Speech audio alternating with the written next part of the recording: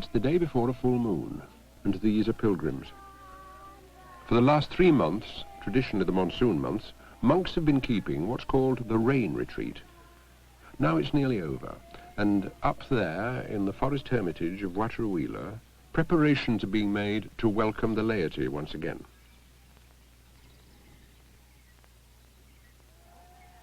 I first knew the procession had started when I heard this extraordinary surging whisper.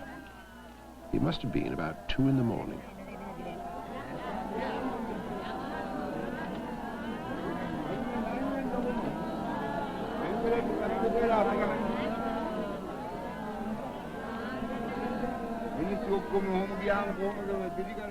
Under the canopy there, you can just see a bale of cloth.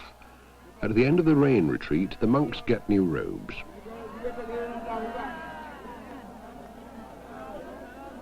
That cry of sadhu, sadhu, sa, it seems impossible to translate. Something between may you be happy, well done, and amen.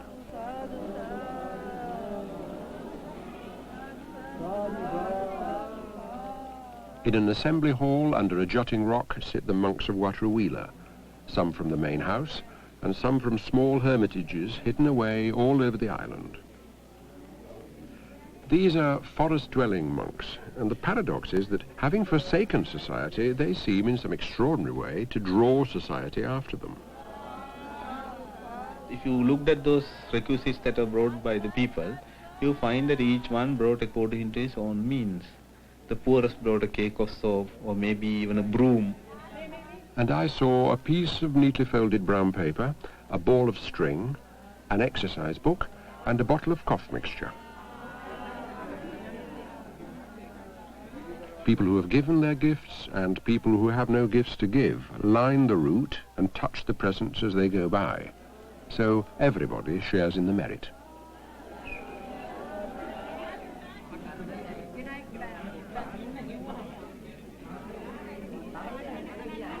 The main ceremony was over by daybreak, but the pilgrims lingered on for the sideshows and to talk to the monks and take guided tours around the buildings and make a day of it.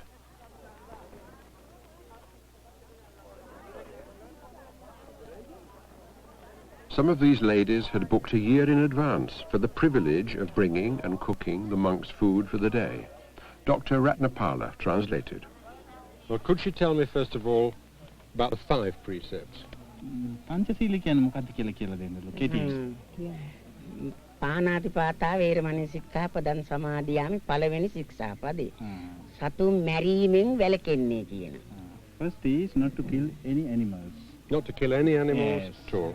So is she a vegetarian? මේ එළවලු විතරක් කන කෙනෙක්ද කියලා අහනවා. මමද? නෑ මාළුත් කනවා. She eats fish also. But the merit of the day's cooking would presumably help her do better in her next birth, and she prayed I'd do better in mine.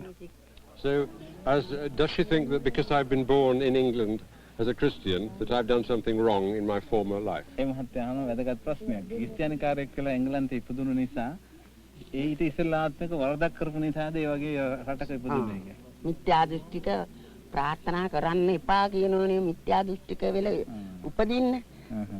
වරදක් කරලා තිබිලා උපදිලා තියෙන්නේ. She says yes, that you have done something bad in the other life and you have been born in a country like that. Is there hope for me? එයාට කිසිම බලාපොරොත්තුවක් තියෙනවද දැන් කියලා අහනවා. මේ බලාපොරොත්තුවක් ඇති කරලා. තියෙනවා. දැන් ඔය පාර වීර්ය ගත්තොත් තවත් කිසි කාලයක මිත්‍යා දෘෂ්ටික වෙලා උපදින්න. If you exercise a lot of effort now and get into the right path, you will never be born in a country like that again.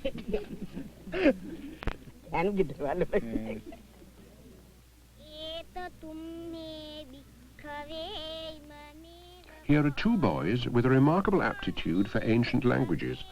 They chant and translate from Pali and Sanskrit. Some say you can't account for such accomplishments in the space of one short life. At an early age, these boys talked of being in a bus crash. Bit by bit, a story was pieced together about the death of 2 Tibetan monks in India and their rebirth here as twins. In the middle of these celebrations, I found myself comparing the relationship of these monks and these laymen with the relationship of a town and its football team. The spectators aren't players and probably could never be. The players are in some ways idolized, in some ways trapped. What they do out there on the pitch is something very special to them, and they can't be either interrupted or helped while the game is at its height.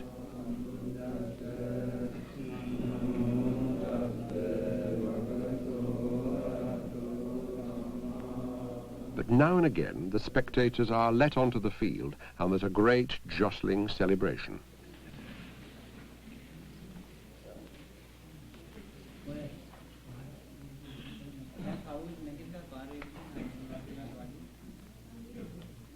Then, for the monks, back to simplicity.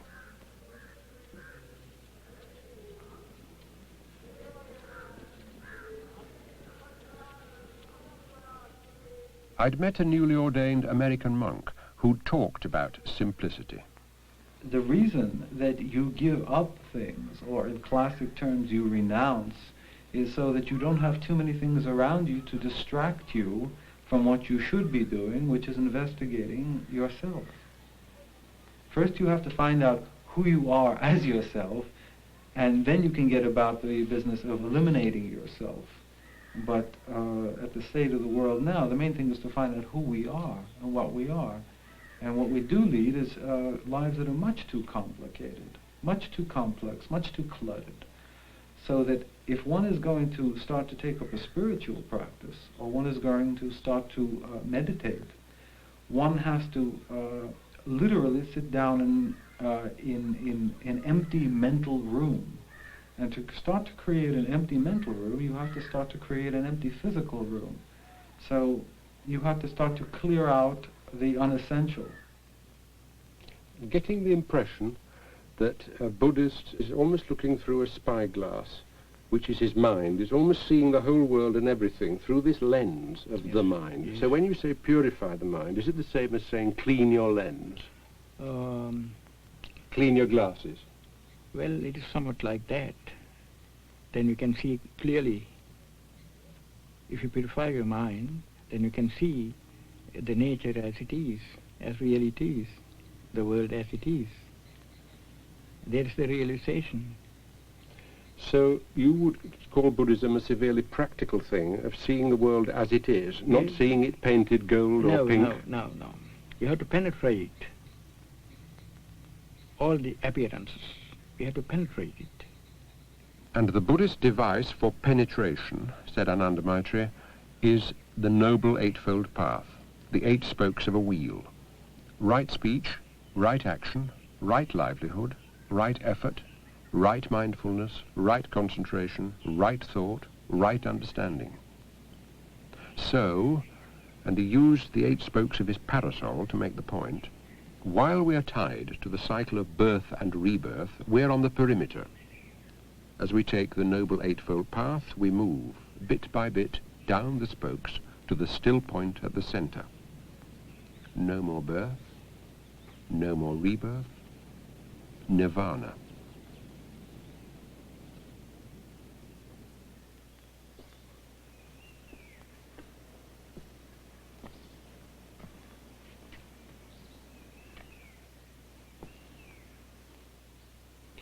When I asked a well-respected Buddhist monk about nirvana, he said, "You can no more describe nirvana than a frog can describe dry land to a shoal of tadpoles."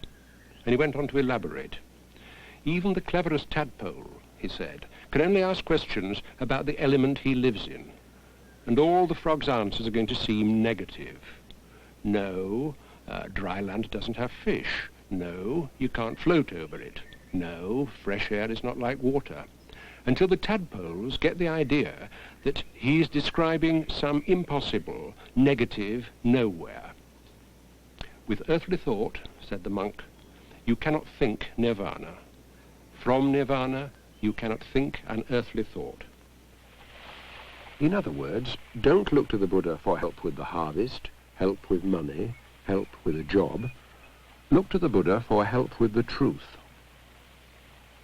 No wonder people in need of immediate benefits and immediate comfort need gods to resort to. The shrine of the god Dadimunda at a remote spot in the centre of the island. These women claim to be possessed by good spirits, and they've come to have their possession confirmed by the shrine priest.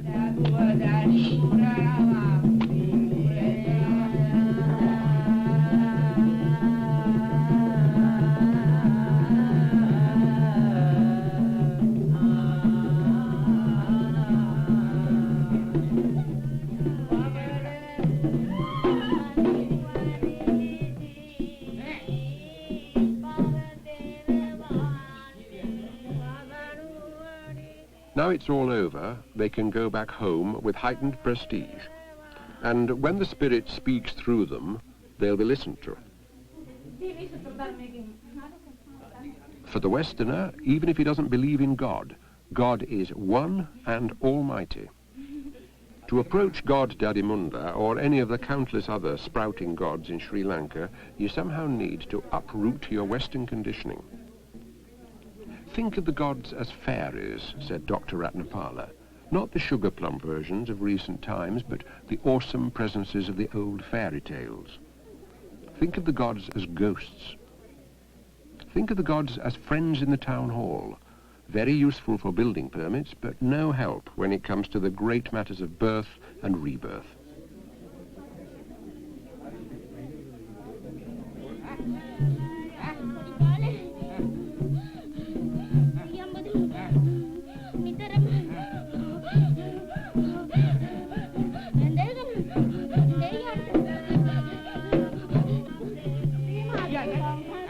I said to Ananda Maitreya, how do you, as a Buddhist monk, react when Buddhist laymen go to the gods for favours? It's not my business. I am neutral. Yet the ceremony started with respect to the Buddha, the shrine priest is a Buddhist layman, and the people in general would be outraged if anybody suggested they weren't regular Buddhists. So, and this took time to sink in, gods inhabit this universe as surely as a man and his ox. They can't bring you to nirvana because they don't know the way. The way is the Noble Eightfold Path of the Buddha. The Noble Eightfold Path of the Buddha unfolds with meditation. Meditation penetrates appearances and reveals the world for what it is. Now, slowly, you begin to understand that your mind is a changing process, a flux, a flow of thoughts or thinkings, mere actions, mere activities. At last you understand the so-called man is a mere phenomenon. What is there is a process of vibrations. Apart from vibrations, there is nothing. If a man says to you, I know this table is real, what would you say? Well, when a man dreams that he is touching a table, till he wakes up, it is real to him. So what we have to do is to wake him up. Would you then describe religion as a waking up device? Yes.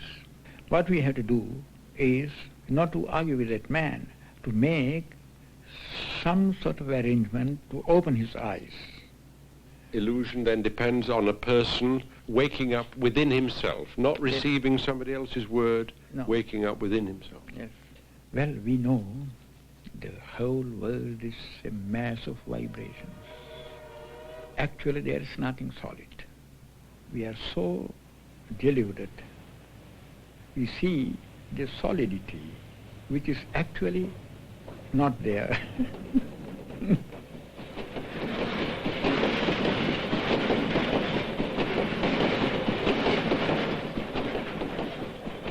It is somewhat like measuring a dream by another dream.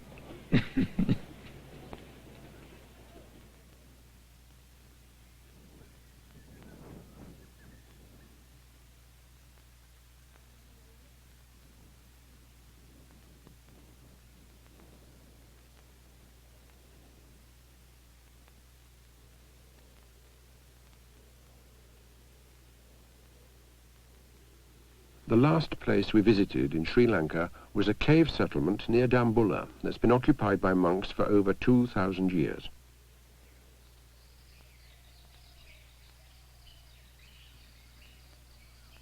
Bhikkhu Paramananda was a clerk on a tea plantation till he was over 40. Then he became a bhikkhu. His cave contains a hard bed and a few books. The inscription over the door is from the 2nd century BC and records the name of the patron who first made it possible for a monk to live here.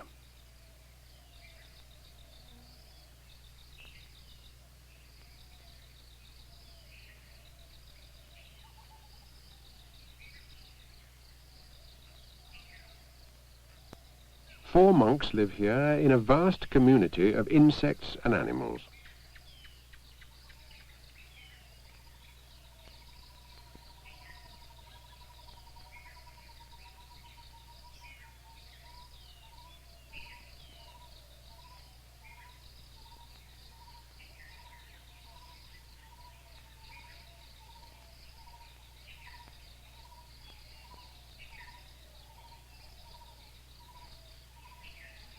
Bhikkhu Soma, also a forest monk, spent 8 years as a student engineer in Chelsea, London. What things in particular do you miss now? Can you give me an example? All comfortable living, like driving cars and living in a nice comfortable house and a bed. And these things, as well as a lot of other interests, technical interests and studying, reading and freedom. Mostly. Is your life here very, very controlled? I mean, morning till night? I should say up to a certain extent, yes. Is it very serious? Yes, very serious, because if there's any allowance, there'll be a lot of disobedience. Do you have jokes? Yes. We're not all that sort of boring and unhappy. We're also happy. We crack jokes and laugh about. And of course we practice meditation too, but we are in a confined place. Because with the society, if we do that, society will lose the respect towards us. Do you ever want to leave? That's unpredictable. You haven't so far? Sometimes I should say, as a matter of fact, there was certain temptation came out to me and pushing me like, and I know those are weaknesses that I have. The idea of Buddhism is to build up the resistance towards that sort of temptation where we'll go back. I mean, we can't go back to childhood, really, but it's an illusion if you try.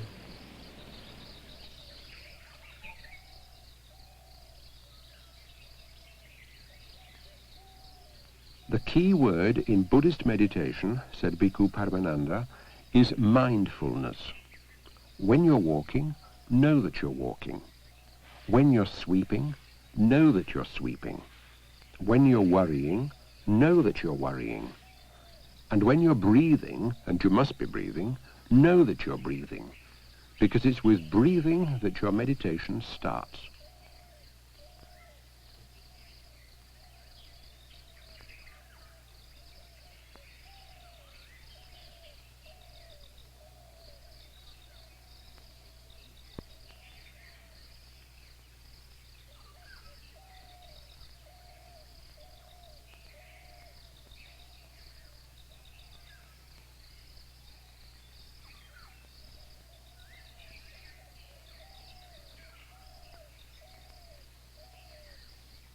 The Buddha said, it's the duty of a monk to teach and preach for the good of the many, for the happiness of the many, out of compassion for the world.